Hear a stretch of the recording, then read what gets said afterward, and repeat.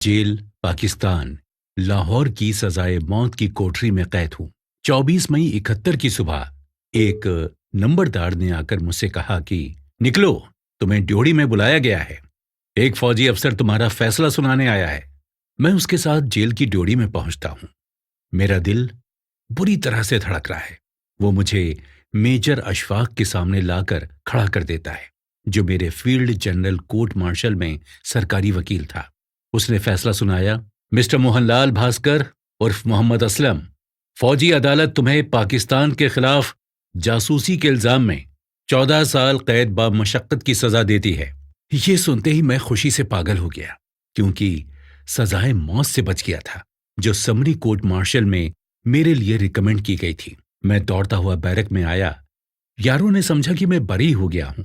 बोले, क्या हुआ? मैंने कहा, राम बनवास।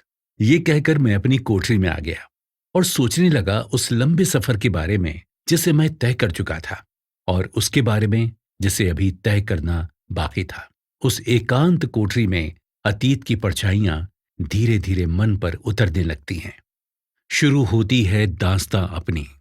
अपने पड़ोसी देश पाकिस्तान में क्या हो रहा है, इस जिज्ञासा को शांत करने को मन न जाने कब से व्याकुल था, और मैं कोई साधन ढूंढ रहा था। फिर सितंबर 65 की जंग ने तो मेरी इस जिज्ञासा को और भड़का दिया। 14 नवंबर 65 के धर्म युग में मेरा एक लेख छपा था, फिरोजपुर का आंखों देखा मोर्चा। फिर उसके बाद जब भगत सिंह की समाधि पर 23 मार्च का मेला लगा, तो वहां मंच पर मैंने ये पंक्तियां पढ़ी थीं, भगत सिंह को संबोधित करते हुए। तेरे लहू से सींचा है अनाज हमने खाया, ये जज्बाए शहादत है उसी से हम में आया। स्मरण रहे कि 23 मार्च 1931 को भगत सिंह को लाहौर जेल में फांसी देने के बाद, जब सतलुज के किनारे उनकी लाश के टुकड़े किए जा रहे थे, पीछे पीछे लोग पहुंच गए और मजबूरन अंग्रेजों को लाश जलानी पड़ी थी। इन पंक्तियों पर लोगों ने बहुत वाहवाह की।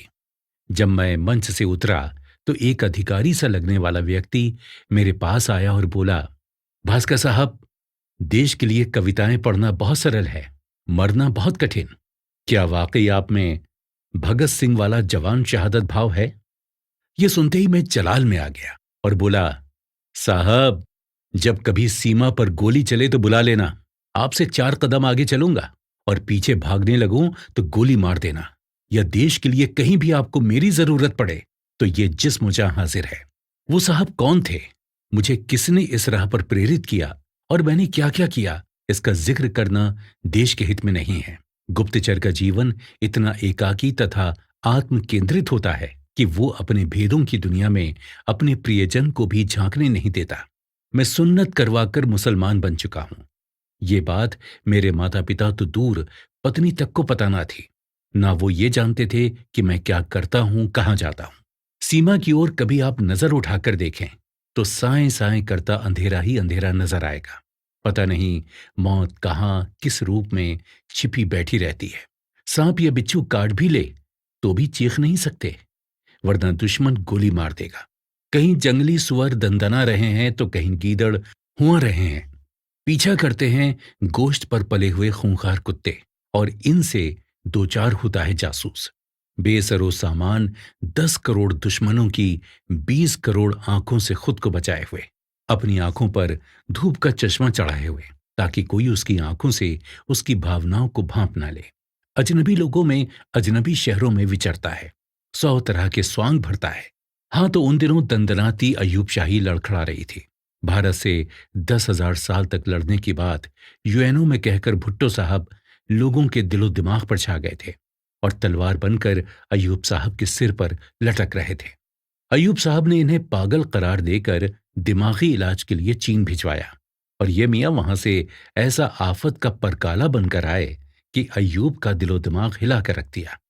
1967 में जब ये कराची के बंदरगाह पर उतरे तो कोई डर के मारे इनके स्वागत तक को वहां नहीं पहुंचा, लेकिन लोग शायद इनकी आवाज के इंतजार में थे, और ज्यों ही उन्होंने पुकारा, मजदूर, किसान, डॉक्टर, वकील, कॉलेज के युवक युवतियां सिर पर कफन बांधे निकल पड़े।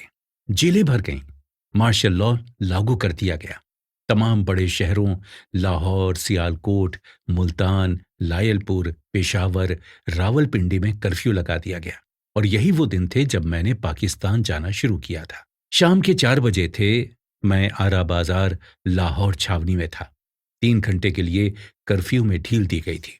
दुकानदारी के लिए कि अचानक पता नहीं कहां से सैकड़ों की तादाद में लोग जमा होकर अयूब शाही मुर्दाबाद, मिस्टर भुट्टो जिंदाबाद के नारे लगाने लगे और गश्त करते सिपाहियों पर पत्थर बरसाने लगे। तभी उनको चारों तरफ से गोलियां बरसाती फौजी जीपों ने आ घेरा। मैं दूर गहरे गड्ढे में से देख रहा था कि किस तरह लोग मरने वालों की लाशों तले अपने आप को छिपा रहे थे। कुछ गिरते पड़ते भागते निकल गए, पर शायद ही कोई ऐसा हो जो घायल ना हुआ हो। फौजियों ने भी अपनी तरफ से कोई कसर नहीं छोड़ी। जरा सा भी कोई हिलता दिखा, उसे गोली मार दी। और फिर ये इम्तियाज किए बगैर कि कौन जिंदा है कौन मुर्दा, उन्हें उठाकर 3 टनर फौजी गाड़ियों में फेंका गया। 20 फौजी गाड़ियां लाशों से भरी थीं, जो गंडा सिंह वाला सतलुज की ओर चल दी। फिर सुनने में आया कि उन लाशों के साथ भारी पत्थर बांधकर उन्हें सतलुज में डुबो दिया गया और वो मछलियों का चारा बन गईं। मुसलमानों ने मुसलमानों को मारा। आलम इस्लाम खामोश रहा, मुसलमान खामोश रहे। और मैं सोच रहा था कि अगर गलती से भी कोई मुसलमान भारतीय सेना या पुलिस के हाथों मर जाए तो पाकिस्तानी भाई आलम इस्लाम के नाम ऐलान फरमाते हैं कि इस्लाम खतरे में है, इसका नारा लगाते हैं। और भारतीय मुसलमान भाई जज्बात में बहक जाते हैं, थानों को आग लगा देते हैं, दुकानें जलाते हैं और उस लोकतंत्र का दुरुपयोग करते हैं जिसे पाने के लिए उनके भाई पाकिस्तान में तरस रहे हैं और उनके सिर पर कहर बरसाया जा रहा है।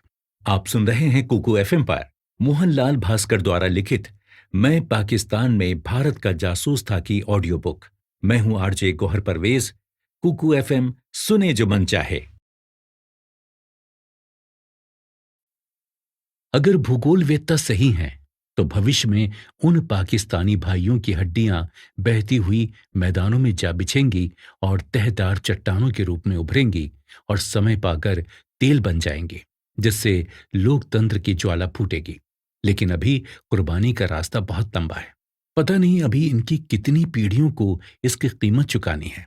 हम भारतीय बहुत भाग्यशाली हैं, जिन्हें नेहरू और पटेल जैसे नेता मिले, जिन्होंने भारत की पुण्य पावन धरती पर लोकतंत्र का बीज बोया और उसे एक चिरजीवी वृक्ष की तरह पनपाकर आंखें मूंद गए। यही कुछ सोचता हुआ लड़खड़ाते कदमों से मैं छिपता छिपाता शेख वहीद के कोठी खाने गुलबर्ग की ओर चल दिया, जहां मुझे रात बितानी थी। ये वो जगह है जहां शोख जवानियां आंख बिछाए राह देखती हैं आने वालों की, और जिनके बारे में मैं भारत में अपने साथियों से सुन चुका था। इस प्रकार के स्थान जासूसों के लिए सबसे सुरक्षित होते हैं और पाकिस्तान तो इनसे अटा पड़ा है। केवल लाहौर में ही तिब्बी बाजार, रंग महल, शाही मोहल्ला और गुलबर्ग जैसे ऊंची सोसाइटी के कोठी खाने हैं, जहां जनरल रानी यहिया खां की माशूका जैसी हसीनाएं अपने अड्डे चलाती हैं, हुकूमतें बनाती हैं, हुकूमतें गिराती हैं। शेख वहीद के यहाँ एक रात। यहाँ गुलबर्ग यादगार पाकिस्तान है, एक बड़ी मीनार के रूप में। कायदे आजम मोहम्मद अली जिन्ना ने यहीं करारदादे पाकिस्तान मुस्लिम लीग के सामने रखी थी और ये प्रस्ताव पास हुआ था कि दीन इस्लाम को मानने वाले मुसलमानों के लिए एक अलहदा मुल्क कायम किया जाए, जिसमें उनकी अपनी हुकूमत हो और वो हर तरह से पाक हो। चुनांचे उसका नाम पाकिस्तान तजवीज़ हुआ। किस्मत की सितम जरीफी देखिए कि आज उसी गुलबर्ग में हर चटी कोठी में ऊंचे दर्जे की कॉल गर्ल्स का बसेरा है। और यही वो जगह है जहां ऐसी ऐसी हस्तियां बसती हैं जिन्हें पाकिस्तान के हर सरकारी महकमे में दखल अंदाजी का हक हासिल है। यहाँ शबाब और शराब के जामों पर लोगों के मुकद्दर बदलते हैं, तरक्कियां हासिल होती हैं, ठेके, रूट परमिट और लाइसेंस मिलते हैं। किसी ने याह्या खान की रखेल अकलीम अख्तर उर्फ जनरल रानी के खाविंद से कहा, तुम्हें जरा भी शर्म नहीं आती? तुम्हारी बीवी जनरल लिए घूमता फिरता है। तो उसने मुस्कुराकर शराब के जाम की चुस्की भरते हुए कहा, जनाब, हमने समाज में जीने के लिए सोचने का तरीका बदल लिया है। हम ये सोचते हैं कि वो बीवी तो जनरल साहब की है और हमारी रखेल है, जिसे कभी कभी एक रात के लिए हम भी अपने पास रख लेते हैं। शेख वहीद, ऊंचा कद, तराशी हुई दाढ़ी, सुनहले फ्रेम का चमचमाता चश्मा, हाथों में हीरों की जगमगाती अंगूठियां। जनाब का जाली नोटों का कारोबार है। पेशावर के आगे दर्रा आदम खैल और इलाका कैर में हर मुल्क की करेंसी मिलती है। 25% से लेकर 50% की दर पर सीधा और साफ व्यापार। एक हाथ दीजिए, दूसरे हाथ दुगने नोट लीजिए। और नोट इस कदर असली कि शायद ही कोई बैंक अधिकारी उन्हें पहचान सके। हिंदुस्तानी रुपया, रूस का रूबल, अमरीकी डॉलर सब यहां मिल सकते हैं। दिखावे के लिए उसकी कोठी में एक गेस्ट हाउस है जिसे वहीदा बेगम चलाती हैं। उसका कोड मुझे मालूम था। मैंने सुबह फोन किया था और कहा था, मोहतरमा, मैंने सुना है गधे आम खाने लगे हैं। जवाब मिला, सचमुच? आपने कब देखा? मैंने जवाब दिया, यही आज कोई 6-7 बजे। वो बोली, शुक्रिया, हम भी देखेंगे। बातचीत का मतलब यह था कि उसने मेरा आना तस्लीम कर लिया और मेरा आशय था कि मैं 6 और 7 के दरमियान आऊंगा। शाम 7 बजे कोठी पहुंचा। दरबान को कोड बताया, आदम खेल से आया हूं, अंगूर लाया हूं। दरबान ने बड़े अदब से दरवाजा खोला और मुझे ड्राइंग रूम में ले आया, जहां वहीदा बेगम ने मुझे देखते ही मेरा इस्तकबाल किया। खुश आमदीद कहकर मैंने जवाब दिया और मैं ठगा ठगा सा उसकी तरफ देखता रह गया। मैंने जेब से 200 रुपए निकाले और उसके सामने धर दिए। उसने मुस्कुराकर पैसे उठाए और मुझे ड्राइंग रूम में ले गई। कहा, तशरीफ रखिए। फिर एक बटन दबाया, साइड का दरवाजा खुला, जिसमें से एक एक कर 10 लपलपाते जिस्म बिजलियों की तरह कौंधे और मेरे सामने कतार बांधकर जलवागर हो गए। एक से बढ़कर एक हसीन, सभी कमसिन कॉलेज की लड़कियां। मैं उन्हें देखता ही रह गया। सोच रहा था कि किसे एक रात का हमसफर बनाऊं कि तभी दिमाग ने कहा, ऐसे जिस्म तो पहले भी बहुत मिले हैं, लेकिन जो राज वहीदा बेगम से हासिल हो सकते हैं वो इनसे नहीं। इसलिए मैंने कहा, तखलिया। और वो सब की सब जिधर से आई थीं उधर ही दरवाजे में प्रवेश कर गईं। वहीदा बेगम खुद परेशान थीं। आंखें फैलाकर बोली, गुस्ताखी माफ मियां असलम, इनके अलावा आज हमारे पास और कोई नहीं है। पैसे वापस करने को उसने हाथ बढ़ाया तो मैंने कहा, नहीं नहीं, तकल्लुफ ना करें, आज मुझे सिर्फ आप चाहिए। वो हैरान होकर बोली, जवान और हसीन लड़कियों को छोड़कर आप मुझ में क्यों दिलचस्पी रखते हैं? मैंने कहा, आप सिर्फ हसीनी नहीं बल्कि तजर्बेकार भी हैं। और फिर ना जाने क्यों आज दिल आप पर ही आ गया है। वो बोली, मुझे तो 10 बजे से पहले फुर्सत नहीं। मैंने कहा, कोई बात नहीं, आप एक बोतल विस्की भिजवा दें, तब तक हम अपनी थकान उतार लेंगे। मुझे एक सजे हुए कमरे में एक कनीज ले आई। वहां डबल बेड लगा हुआ था। चंद मिनट बाद वो विस्की सोडा ले आई और बोली, जब भी मेरी जरूरत हो घंटी बजा दें, मैं आ जाऊंगी। वो चली गई तो मैं दिन भर की थकावट उतारने लगा। नहाकर जो मैंने पीना शुरू किया तो एक के बाद एक जाम खाली करता चला गया। आधी बोतल पीने के बाद हाथ रोक लिया। 9 बज गए थे। कनीज को खाना लगाने के लिए कहा। भरपेट खाना खाया और फिर बिस्तर पर फैलकर वहीदा बेगम के आने का इंतजार करने लगा। अंततः वो नमूदार हुई। एक कयामत मेरे सामने खड़ी थी और मैं उसे देख रहा था। एक झटके से मैं पलंग में उठा और बढ़कर उसे आगोश में ले लिया। हम जाम टकराने लगे। शायद उसे बड़े दिनों बाद अपने हुस्न का कोई कद्रदान मिला था। वो खुलती चली गई, शराब और जिस्मानी तस्कीम के नशे में। वो मेरी बाहों में बड़बड़ा रही थी, जो कुछ पूछ रहा था बतला रही थी।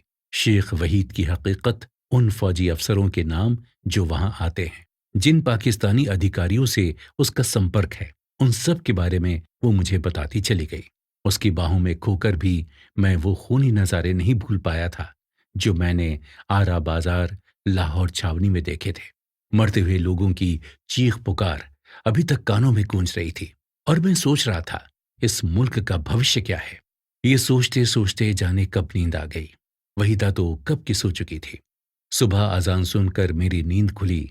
वहीदा अभी तक सो रही थी। मैं उठकर तैयार होने लगा। नहाकर अखबार देखा, लिखा था, लाहौर छावनी में 4 बागियों को गोली मार दी गई। मैं हैरान था इस सफेद झूठ पर। मैंने अपनी आंखों से सैकड़ों आदमियों को गोलियों की बौछार में धूल चाटते हुए देखा था। कुछ देर में तैयार होकर निकला और वहीदा को अलविदा कहकर फिर कभी आने का वादा करके वहां से शाहनूर स्टूडियो की तरफ चल दिया, जो दिन बिताने के लिए बहुत सुरक्षित जगह है।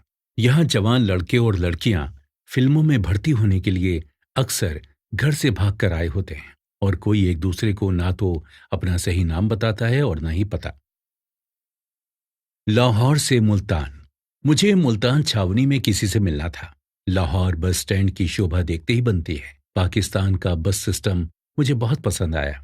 वहां जिस किसी के पास भी पैसा है, एक निश्चित रकम सरकार को अदा करके वो रूट परमिट ले सकता है और बिना किसी रोक टोक के उस पर बस चला सकता है। कोई समय निश्चित नहीं। इसी कारण बस मालिकों में कड़ा मुकाबला रहता है और सवारी की बहुत कदर होती है। आइए साहब, आइए हुजूर, ऐसी आवाजें लगाते हुए लड़के आपका स्वागत करते हैं और जिस बस में भी वो सवारी बैठाते हैं, उसके मालिक से प्रति यात्री एक चवन्नी पाते हैं। कंडक्टर भी बहुत अदब से बात करते हैं। औरतों का खास ध्यान रखा जाता है। अगर किसी सीट पर औरत बैठी है तो इसके साथ की सीट पर कोई मर्द नहीं बैठता और जब तक कोई महिला यात्री नहीं आ जाती, सीट खाली पड़ी रहती है। बादामी बाग लाहौर का बस अड्डा काफी लंबा चौड़ा है। इसी अड्डे से पिछले माह मेरे दो साथी सोहन लाल और चमन सिंह गिरफ्तार हुए थे। लेकिन जासूसों की दुनिया में गंभीरता से इस बात का ख्याल नहीं किया जाता। गिरफ्तारी और कैद हमारी नियति होती है, इसलिए हम उसकी ओर से लापरवाह अपने सफर पर चलते रहते हैं। बस कसूर की तरफ बढ़ रही थी और मेरी आंखें निहार रही थीं बेरौनक सड़कों को, जिनकी रौनक मार्शल लॉ ने छीन ली थी। लोगों के चेहरों पर बदहवासी का आलम था। लोग खुले सफर में मार्शल लॉ के खिलाफ चर्चा नहीं कर सकते थे। पाकिस्तान के अधिकतर गांवों में अभी तक बिजली नहीं पहुंची थी। मुझे रास्ते में मिंट गुमरी के एक गांव उतरना था, जहां से मुझे अपने मिलने वाले का पता लगाना था। वहां पहुंचकर पता चला कि वो साहब मुझे शाम के 5 बजे सैनिक अस्पताल मुल्तान के बाहर मिलेंगे। मुझे केवल प्रवेश द्वार के सामने पहुंचकर लाल रुमाल 3 बार अपने मुंह पर फेर कर झाड़ना है। मैं वहां से फिर मुल्तान की ओर चल पड़ा। मेरा गाइड भी इसी गांव में ठहरा था। वो भी मेरे साथ हो लिया। गांव से निकलकर हम सड़क के किनारे बस का इंतजार करने लगे। हमारे सामने की ओर भी कुछ लोग लाहौर के लिए बस का इंतजार कर रहे थे। उनमें से एक साहब ने मुझे इशारे से बुलाया और पूछा, कहाँ से आए हो और क्या करते हो? मैंने जवाब दिया कि मैं शाहनूर स्टूडियो लाहौर में फिल्म कंपनी में हूं और एक्स्ट्रा का काम करता हूं। सुनकर वो बहुत खुश हुए और बोले, अच्छा, यहाँ किसके पास आए हो? मैंने कहा, शेख अब्दुल रहमान के पास। ये सुनकर वो चौंके, बोले, हैं? क्या कह रहे हो मियाँ? ये सुनकर मेरा गाइड झट से करीब आ गया और बोला, नहीं जी, शेख साहबदीन के पास आया है। ये लड़का मेरे साथ यहाँ पहली बार आया है। इतने में बस आ गई। हमने उनसे खुदा हाफिज कहा और चल दिए। मेरा गाइड मेरे कान में फुसफुसाया, मरवा दिया था बेवकूफ, वही खुद अब्दुल रहमान था, यहाँ का चेयरमैन है। अगर उसे जरा भी शक पड़ जाता तो बचना मुश्किल हो जाता। रास्ते में खाने वाला आया। मैं बस से उतरकर बड़ी लालसा भरी आंखों से रेलवे केबिन रूम को देखता रहा। यहाँ मेरे दादा दादू राम केबिन मैन हुआ करते थे। 1947 में वो यहीं थे और बड़ी मुश्किल से जान बचाकर हमारे पास अबोहर पहुंचे थे। शाम 4:30 बजे बस मुल्तान पहुंची। मैंने गाइड को बस स्टैंड पर ही छोड़ दिया और 3 व्हीलर लेकर छावनी अस्पताल पहुंचा। प्रवेश द्वार से थोड़ी दूर लाल रुमाल निकालकर मुंह पर 3 बार फेरा कि पीछे से धक्का लगाकर एक बुजुर्ग ये कहते हुए आगे बढ़ गए, अरे मियाँ परे हटो, क्यों रास्ते के बीच में खड़े हो? इसी बीच एक तय किया हुआ कागज मेरी पतलून की जेब में सरक चुका था। मैं भी दिखावे की खातिर बड़बड़ाया और कुछ दूर पैदल चलकर रिक्शा पकड़ बस अड्डे पहुंच गया। मुल्तान गर्मियों में आग की तरह तपता है। इसे फकीरों का शहर कहा जाता है। यहाँ शम्स तबरेज नाम के एक फकीर गुजरे हैं। कहते हैं कि उन्होंने अपने मुर्शिद के इशारे पर अपनी खाल उतार कर दे दी थी, जिसके कारण बाद में उनके जिस्म में कीड़े रेंगने लगे थे। कोई भीख तक नहीं देता था। एक दिन कसाई ने तरस खाकर गोश्त का एक टुकड़ा उनकी तरफ फेंक दिया, लेकिन कोई उसे भूनने को तैयार ना हुआ। उन्होंने वो टुकड़ा नेज़े पर टांग दिया और हाथ फैलाकर दुआ की, या मौला मुश्किल कुशा, अगर मैंने सच्चे दिल से तुझे माना है तो मेरी मुश्किल आसान कर। कहते हैं उनके ये कहते ही सूरज धरती के इतना नजदीक आ गया कि बूटी भुन गई। हालांकि ये पलक झपकते ही हुआ, पर उस एक पल में सारा मुल्तान त्राही त्राही कर उठा। तभी से मुल्तान में झुलसा देने वाली गर्मी पड़ती है। मैंने बस पकड़ी और फिर उसी गांव मिंट गुमरी यानी साहिवाल पहुंच गया। रात को मैं शेख अब्दुल रहमान के यहाँ गया। उनके बेटे मोहम्मद अकरम ने हमारी बहुत खिदमत की। वो रह रहकर फिल्मी दुनिया और शाहनूर स्टूडियो के बारे में पूछता रहा और मैं किसी तरह टरकाता रहा, झूठ सच बोलता रहा। सुबह मैं फिर लाहौर की ओर चल दिया। लाहौर पहुंचकर मैं शाहनूर स्टूडियो की तरफ निकल गया। स्टूडियो में पाकिस्तान की मशहूर फिल्म जरका की शूटिंग चल रही थी। फिल्म की हीरोइन जंजीर से बंधी खड़ी थी और डांस पिक्चराइज हो रहा था।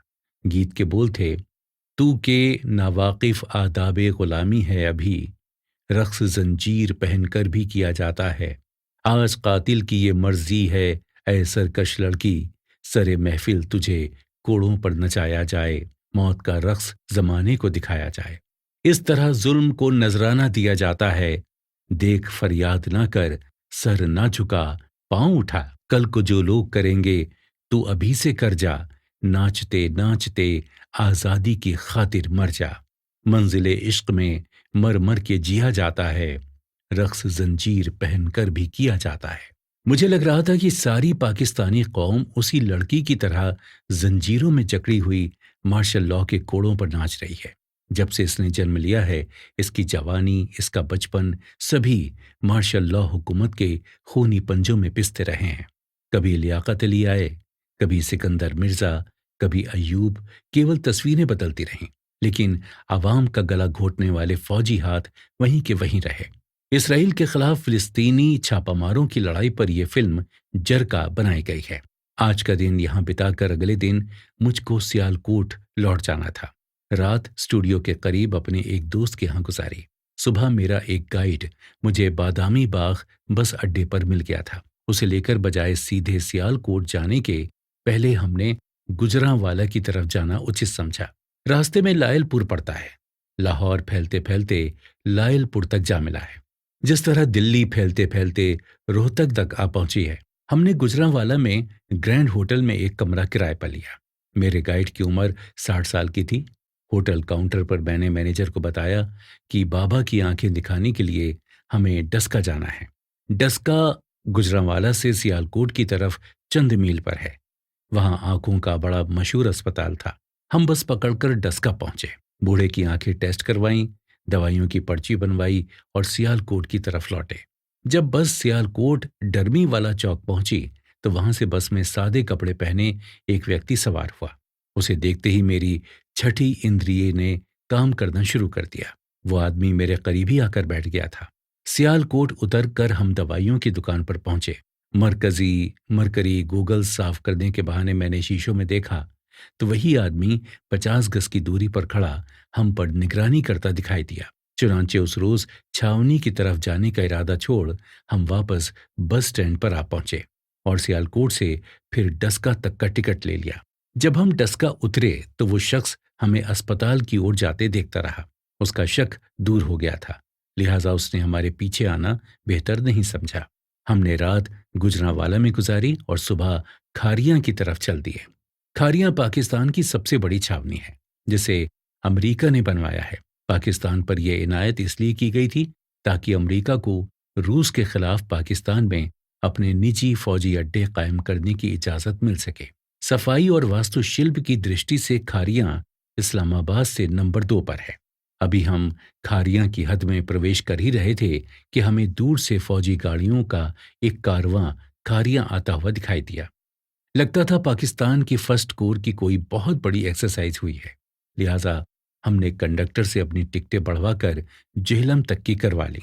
जेहलम पहुंचते पहुंचते सारी कोर हमारी आंखों के आगे से गुजर चुकी थी। जेहलम छावनी में हमने उन पैटर्न और शफी टैंकों तथा 105 मिलीमीटर की तोपों को देखा जिन्होंने उस एक्सरसाइज में हिस्सा लिया था। रात को 8 बजे हम गुजरांवाला वापस आ गए। खौफनाक खबर, खौफनाक वापसी। मेरे गाइड बाबा समुंद सिंह उर्फ इमामुद्दीन को अफीम खाने की बहुत बुरी आदत थी। कई बार तो अंट गाफिल होकर वो ऊट पटांग बकने लगता था। कभी पिनक लग जाती तो जहां का तहां बैठा रह जाता, लेकिन आदमी बड़े काम का था। हम दोनों अब्बा बेटा बनकर चलते, एक जगह से भैंस खरीदते और दूसरी जगह बेच देते। जब हमें किसी छावनी में से गुजरना होता तो छावनी के इधर के गांव से भैंस खरीद कर पार के गांव में बेच देते। इस तरह लोगों का ध्यान हमारी तरफ कम, भैंस की तरफ ज्यादा होता था। अगर थोड़ा बहुत घाटा उठाना भी पड़ता तो भी कोई बात नहीं थी। लाहौर पहुंचते ही समुंद सिंह को अफीम खरीदने की धुन सवार हो गई। अब उसके लिए अफीम कहाँ से आए? खैर, एक टैक्सी किराए पर लेकर हम झंडू शाह के डेरे शाह आलमी पहुंचे। डेरे पर पहले वाली रौनक नहीं थी, लेकिन फिर भी कुछ लोग मौजूद थे, जिनमें चरसी, शराबी और तमाशबीन तमाम किस्म के लोग थे। झंडू शाह खुद तो तांगा चलाता था और उसकी बीवी डेरा चलाती थी। उसे देखकर बम्बई की शराब का धंधा करने वाली मवाली औरतों की याद ताज़ा हो जाती थी। झंडू शाह ने इस औरत से बाकायदा निकाह नहीं किया था। वो उसकी रखेल थी। उसके नीचे कई जेब तराश और ठर्रे का धंधा करने वाले लड़के काम करते थे। इन लड़कों को मशीन कहा जाता था। हर मशीन का अपना नंबर और इलाका तय था। मजाले कहीं कोई गड़बड़ हो जाए। फिर भी हो जाए तो मशीनों की गड़बड़ को दूर करने के लिए गुंडे इंजीनियर होते थे। और उन सब का गुरु झंडू शाह था। उसके तांगे पर सवार यात्री जब घर जाकर अपना सूटकेस खोलते तो गहने और नकदी गायब मिलती थी। दरअसल इसके गैंग का एक खास आर्ट थी, जो अक्सर शाम के धुंधलके के बाद इस्तेमाल की जाती थी। जब शाह के तांगे पर कोई मालदार सवारी बैठती तो उसके चेले भी इधर उधर से निकलकर तांगों में सवार हो जाते थे। वो सवारी को बातों में लगा लेते थे ताकि उस्ताद को मौका मिल जाए। झंडू शाह चाबुक निकालने के बहाने गद्दियों के नीचे हाथ डालता और अटैची का ताला खोल लेता। पलक झपकते ही जो कुछ हाथ लगता निकाल कर घोड़े की दाने वाली थैली में डाल देता। और ये सब कुछ इतनी तेजी से होता था जिसकी हम कल्पना भी नहीं कर सकते। बेचारा यात्री घर पहुंचकर सामान गायब पाता तो माथा पकड़कर बैठ जाता। उसका शक या तो उन रिश्तेदारों पर जाता जिनके पास से वो आया था, या फिर वो सोचता कि ये काम गाड़ी में सफर के दौरान हुआ होगा। झंडू शाह पुलिस को बाकायदा महीना भरता था। थाना इंचार्ज भी उसके अड्डे पर अय्याशी करता था। एक बार शाह ने बहुत लंबा हाथ मारा, लेकिन इलाके के डीएसपी बाकर अली शाह को, जिन्हें लोग बकरे शाह भी कहते थे, उसका हिस्सा नहीं पहुंचाया। तो झंडू शाह की ये चोरी उजागर कर दी गई। डीएसपी ने 6-6 आदमी लगवाकर उन्हें पिटवाया। शाह पर डांग बरसती रही और वो चिल्ला चिल्ला कर गालियां देता रहा। हकीकत तो बाकर अली शाह की भी खुल गई, लेकिन कौन उसे सच मानता और कौन सुनता? झंडू शाह की तरह लाहौर में सैकड़ों गुंडे हैं और सैकड़ों अड्डे हैं। समुंद सिंह को अफीम मिल चुकी थी। अब वो कहने लगा, कहीं चलकर आराम किया जाए। कर्फ्यू उठ चुका था। मैंने रिक्शा पकड़ा और हम दोनों मोहम्मद अशरफ बट उर्फ बट बहनों वाला के यहाँ चल दिए। वो थाना नौलखा के इलाके का माना हुआ गुड्डा था। उसकी 3 खूबसूरत बहनें थीं, जिनके बड़े बड़े पुलिस अफसरों से ताल्लुकात थे। इन बहनों की वजह से ही इसे बट बहनों वाला कहा जाता था। इसके यहाँ बड़े ऊंचे पैमाने का जुआ हुआ करता था। पत्ते लगाने में वो बड़ा माहिर और चरस का शौकीन था। वैसे भी पाकिस्तान में चरस बहुत चलती है। लाहौर का हर छठा आदमी चरस पीता था। 10 साल के कमसिन लड़कों से लेकर 70 साल के बूढ़े तक आपको सिगरेट में चरस भरते हुए दिखाई दे सकते थे। बट से मेरा काफी याराना था और रात बेरात जब जरूरत होती थी उसके यहाँ ठहर जाता था। हमने रात वहीं बिताई, फिर सुबह 9 बजे ही निकल पड़े। गली से बाहर निकलकर पान खा रहे थे कि अचानक रेडियो पर खबर सुनकर कान खड़े हो गए और दिल दहल गया। समाचार था, आज मियां वाली जेल में 3 हिंदुस्तानी जासूसों को फांसी पर लटका दिया गया। कपूर और उसके साथी गुरा काफी दिनों से सजाए मौत पाकर मियां वाली जेल में थे। हमने सोचा एक बार फौरन अपने घर हिंदुस्तान चलना चाहिए, फिर आ जाएंगे। हमारी परेशान सूरत किसी को भी शक में डाल सकती थी। दिन भर बारी स्टूडियो में शूटिंग देखी, लेकिन मन नहीं लग रहा था। शाम को बादामी बाग से बस पकड़कर हम हुडियारा पहुंचे। यहाँ से बॉर्डर नजदीक है। मगरिब की आजान हो रही थी। हम आहिस्ता आहिस्ता टहलते हुए भारत की सीमा की तरफ बढ़े। दोनों तरफ मक्का के खेत लहलहा रहे थे। एक सुनसान जगह देखकर हम खेतों में छुप कर बैठ गए और रात ढलने का इंतजार करने लगे। 2 घंटे छिपे रहने के बाद वहां से फिर सीमा की तरफ बढ़े। चंद कदम गए होंगे कि हमें एक जलता हुआ कोयला रास्ते में पड़ा मिला। हम समझ गए कि पाकिस्तान रेंजर्स में से किसी ने चिलम भरकर हुक्का लगाया है और वो यहीं कहीं गरीब कहीं छिपे बैठे होंगे। अब मुसीबत ये थी कि इस बात का पता कैसे चले कि वो कहाँ हैं। मैंने समुद्र सिंह की धोती से एक बारीक किनारी फाड़ी, बल देकर एक लंबी रस्सी बनाई और उसके नीचे वाला सिरा सुलगाकर पेड़ के तने से लटका दिया। सुलगता हुआ सिरा जमीन से सिर्फ कुछ इंच ऊपर था। हम 100 गज दाएं जाकर बैठ गए। ज्यों ही रस्सी सुलगती हुई आदमी के सिर की ऊंचाई तक पहुंची, पाकिस्तानी रेंजर्स ने समझा कि कोई बॉर्डर क्रॉस करने वाला सिगरेट पी रहा है। लिहाजा उन्होंने इस तरफ गोली ताक दी। इससे हमें उनकी स्थिति का पता लग गया। जब तक वो इस तरफ भाग आए, तब तक हम भारतीय सीमा में प्रवेश कर चुके थे। इस दिन से बहुत ही पहले की बात है। जालंधर में मैं एक जगह ठहरा हुआ था। अचानक रात के 8 बजे मेरा दरवाजा खटखटाया गया। मेरे एक साथी के साथ बाहर 6.25 फीट कद का एक लंबा तगड़ा नौजवान खड़ा था। मेरे साथी ने मुझे बतलाया कि उसका नाम अमरीक सिंह है और वो हमारी ही लाइन का आदमी है। ऑफिसर का हुक्म है कि आज रात आपसे इसे अपने पास ठहरा लें। सुबह इन्हें पाकिस्तान जाना है। मैंने उसे बैठने को कहा, सोने के लिए चारपाई दे दी, लेकिन पता नहीं क्यों मेरी छठी रग रह रह कर फड़क रही थी। मन के कोने से कहीं ये आवाज उठ रही थी कि ये शख्स वफादार नहीं है। कुछ देर बाद मैंने उसका इम्तिहान लेने का विचार किया। अपना बैग अपने सिरहाने छोड़ा और उससे कहा कि मैं जरा शौच के लिए बाहर जा रहा हूं। कमरे का दरवाजा भेड़ कर मैं बाहर निकल आया। बरामदे की बत्ती मैंने जानबूझकर नहीं जलाई। मैं सीधे शौचालय की तरफ गया। उसका दरवाजा खोलने और बंद करने की आवाज पैदा की और जूते वहीं उतार कर पंजों के बल चलता हुआ वापस लौट आया। मैं अंधेरे में था, इसलिए वो मुझे देख नहीं सकता था।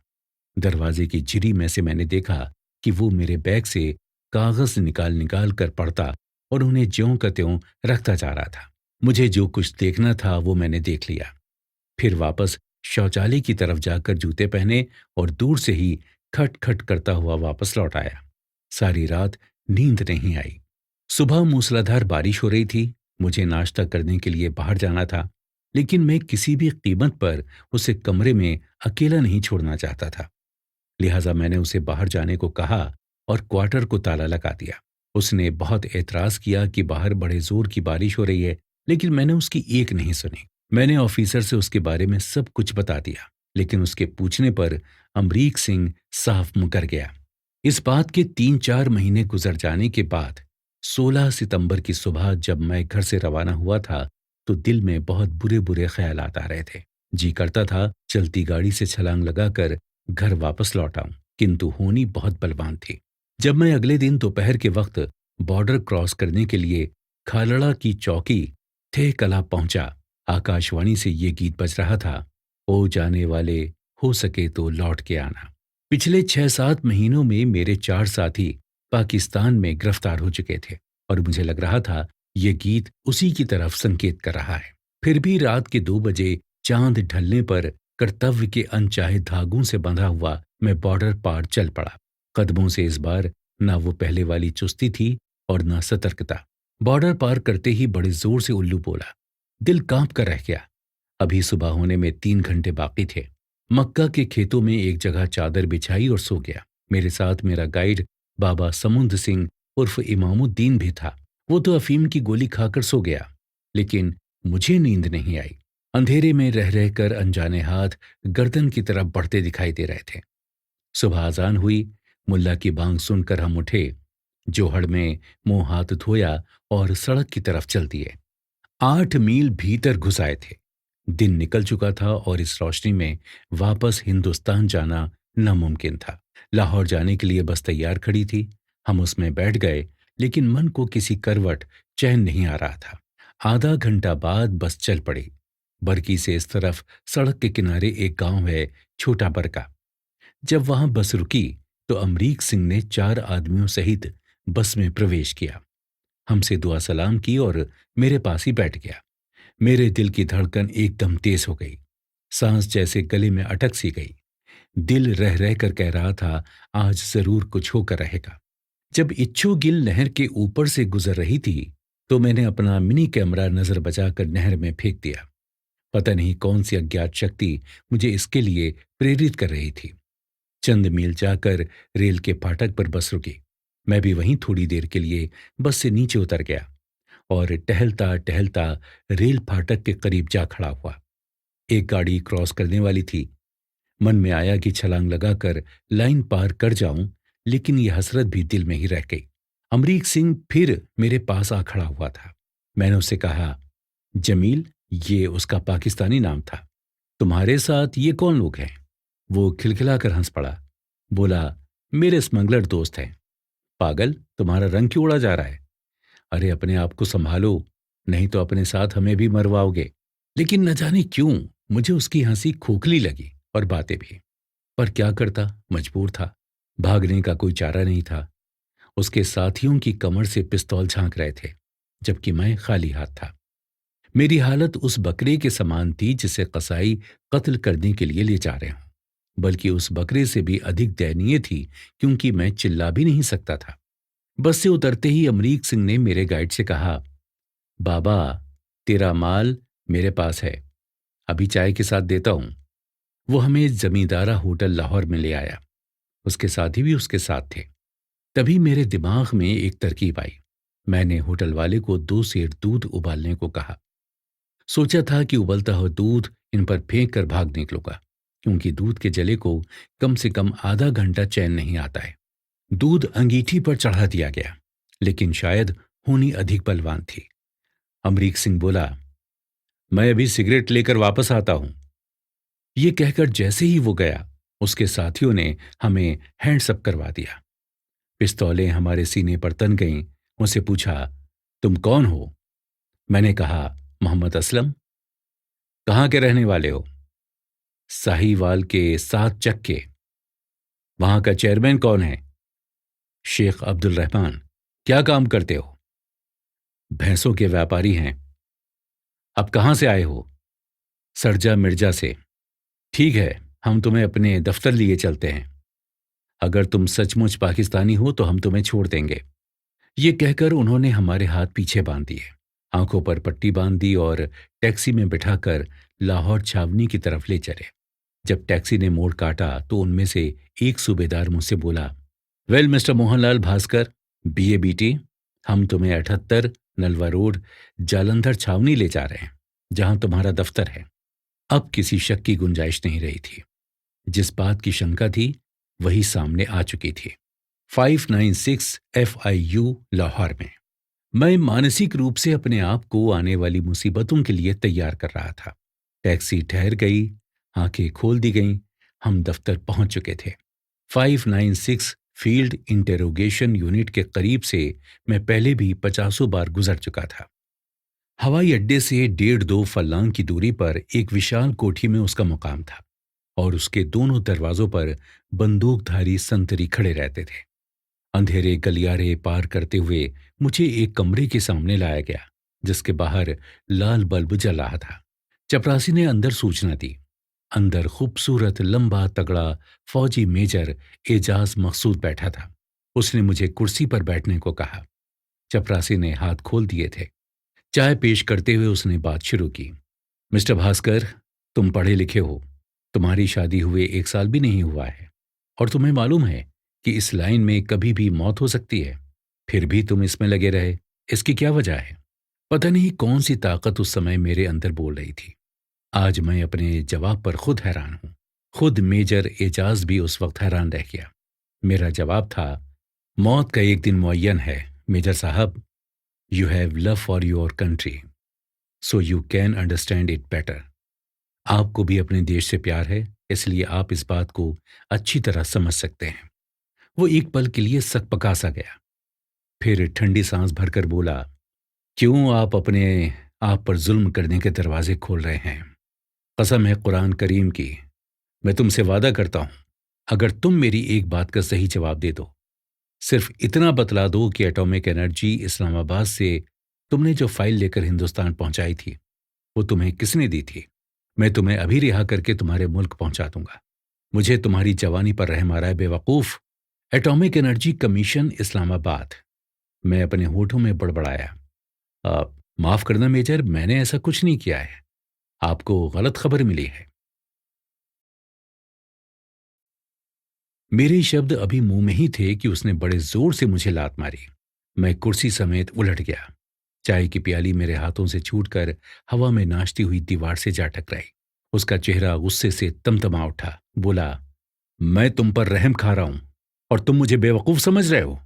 बेवकूफ इंसान, हमें तुम्हारे साथी अमरीक सिंह ने सब बता दिया है कि तुमने 13,000 रुपए देकर एक file atomic energy commission Islamabad से हासिल करके भारत पहुंचाई है, और तुम कह रहे हो कि तुम्हें कुछ मालूम ही नहीं है।